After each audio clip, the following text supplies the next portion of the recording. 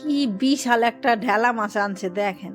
আর ঢেলা মাছ খাইতে এতটাই সুস্বাদু লাগে, এটা কিন্তু ইলিশ মাছের থেকে আরো বেশি ভালো লাগে খাইতে। ইলিশ মাছ একবারের থেকে দুইবার বেশি খাওয়া যায় না, মুখটা কেমন হয়ে যায়, কিন্তু ঢেলা মাছ আপনি যত ইচ্ছা তত খাইতে পারবেন। আর দেখেন কতটা বড় 1.5 কেজি সাইজের একটা ঢেলা মাছ আনছে।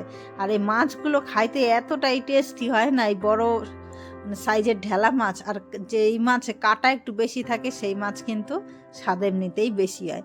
আর কিভাবে রান্না করতেছে সেইটাই আমি এখানে দেখামু। তার আগে আমাদের বাঙালির তরফ থেকে আপনাদের সবাইকে স্বাগত জানাই।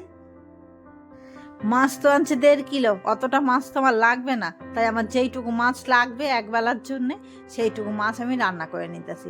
এর জন্য আমি মাছের মাথা নিছি আর 3-4 পিস বড় বড় মাছ নিছি। দেখেন কতগুলো, এক বিদ্যা থেকে মাছগুলো বড় বড় এইভাবে কাটা, একদম রিং পিস করে কাটা, তো এর জন্য আরও বেশি বড় বড় একটা পিস। যাই হোক, মাছগুলোর মধ্যে নুন আর হলুদ মাখাই নিলাম, 1 চামচ নুন আর হলুদ দিয়ে মাখাই নিলাম। এইবার কড়াইয়ের মধ্যে তেল দিয়ে এই মাছগুলা লাল লাল করে কিন্তু ভাজে নেব। আর ঢেলা মাছ কিন্তু একদম কড়া করে ভাজলে হয় না, মিডিয়াম যেই ভাজা সেই রকম করেই কিন্তু ভাজতে হয়।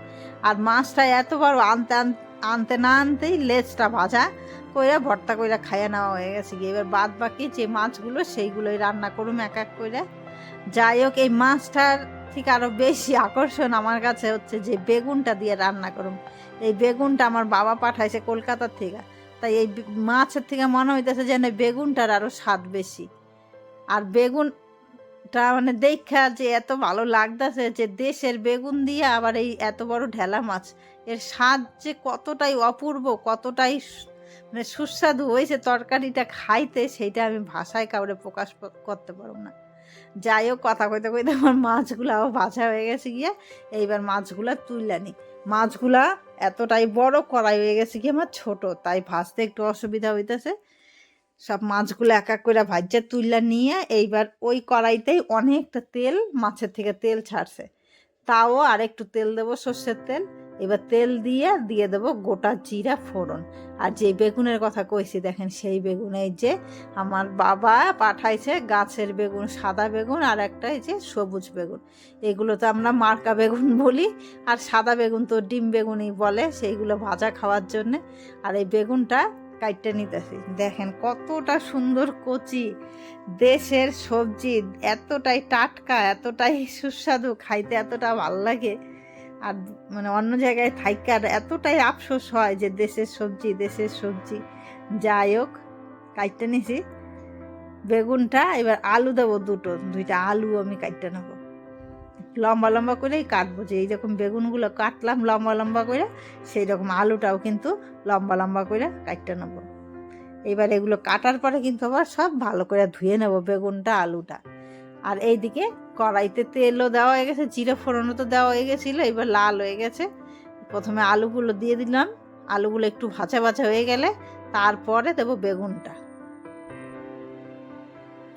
এইবার বেগুনটা দেওয়ার পরে 2 থেকে 3 মিনিট মতন ভাজবো। তারপরে এর মধ্যে দিয়ে দেবো হচ্ছে আদা আর কাঁচা লঙ্কা বাটা, সেও দিয়ে দেবো 2 চামচ মতন। এইবার এগুলো একটু ভাজা ভাজা হয়ে গেলে গিয়ে এরপরে এর মধ্যে গুঁড়ো মশলাগুলো যেগুলো সেইগুলো দিয়ে দেবো। গুঁড়ো মশলার মধ্যে নুন দিয়ে দেবো পরিমাণ মতন, 2 চামচ মতন নুন, 1 চামচ হলুদ আর 1 চামচ লঙ্কার গুঁড়া। এইবার এইগুলো দিয়ে একটু ভালো করে কষায় নেওয়ার পরে তারপরে দিয়ে দিতে হবে পরিমাণ মতন জল। আর যেহেতু গুঁড়ো মশলা দেওয়া হইতেছে, একটু জল দিয়ে কষায় নেবো ভালো করে। জল দিয়ে কষানো হয়ে গেছে গিয়া এইবার দিয়ে দিলাম জল। মাছের ঝোলের জন্যে 2 গ্লাস জল দিছি, একটু পাতলাই হবে তরকারিটা। এইবার 5 থেকে 6 মিনিট ফুটতে নিছে, সব সেদ্ধ হয়ে গেছে কি আলু বেগুন। এইবার দিয়ে দিলাম মাছগুলা।